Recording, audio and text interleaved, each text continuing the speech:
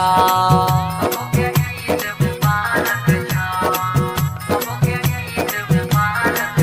हे हो हिंदू मुस्लिम सिख ईसाई जतेक सब भाईचारक छा।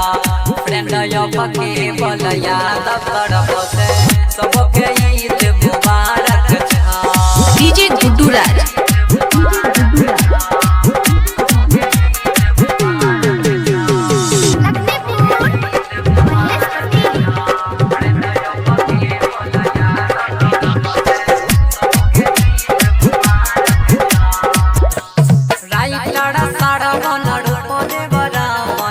जते हमारा अभिभावक छा।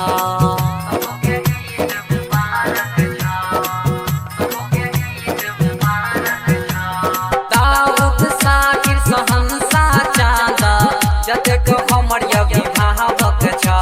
फ्रेंड के बल याद तरफ से सबके ईद मुबारक छा। मां श्यामा रिकॉर्डिंग स्टूडियो संत कबीर चौक 70।